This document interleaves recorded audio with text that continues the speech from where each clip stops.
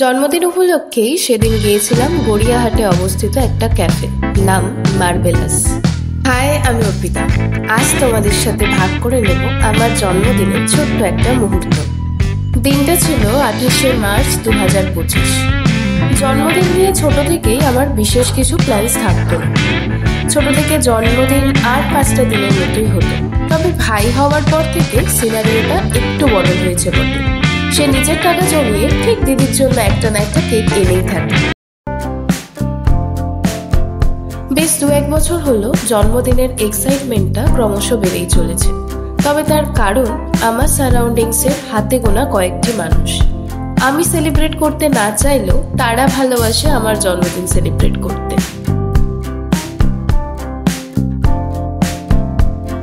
ক্যাফেটিতে একটা cosy vibes তো আছেই, তার উপর তাদের ফুড কোয়ালিটি বেশ ভালো।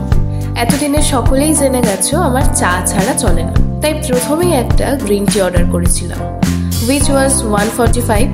আই নো অনেকটা বেশি, বাড়িতে 1/3 দামে গ্রিন টি বানিয়ে খেতে পারতাম, বাট নিজেকে প্যাম্পার করতে ভীষণ ভালোবাসি, তাই এতটুকু দাম দিয়ে তো খাওয়াই যায়।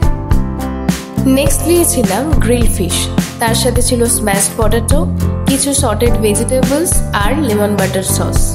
প্ল্যাটারটার দাম পড়ে গিয়েছিল অ্যারাউন্ড 575 এর মতো।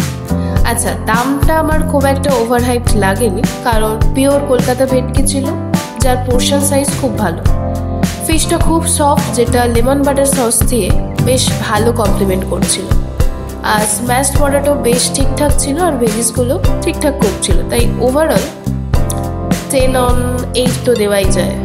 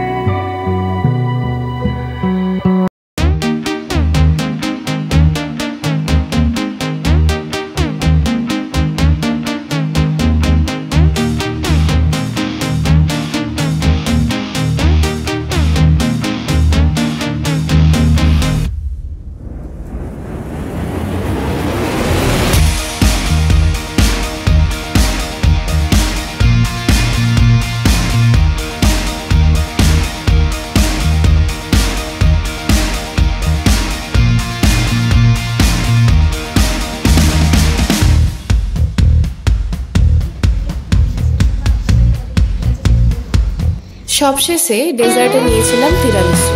আমার ফার্স্ট টাইম ট্রাই করা এই তিরামিসু, তাই টেস্ট আমার কাছে খুব নতুন, তাই ভালো না খারাপ মন্তব্য করা ঠিক না। ওভারঅল এক্সপিরিয়েন্স খারাপ না, খুবই ভালো। লাস্টলি কিছু মানুষের কাছে আমি খুব থ্যাঙ্কফুল, যারা এইভাবে ঢাল হয়ে আমাকে আগলে রেখেছিস।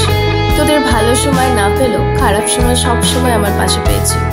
সত্যি হয়তো তোদের মতো বন্ডিং আমি আর পাবো না, তাই তোরা আমার সবসময় কনস্ট্যান্ট। আজকের মতো বাই, আবার কোনো একদিন কোনো নতুন ক্যাফে রিভিউ দিতে চলে আসবো। ভালো থেকো।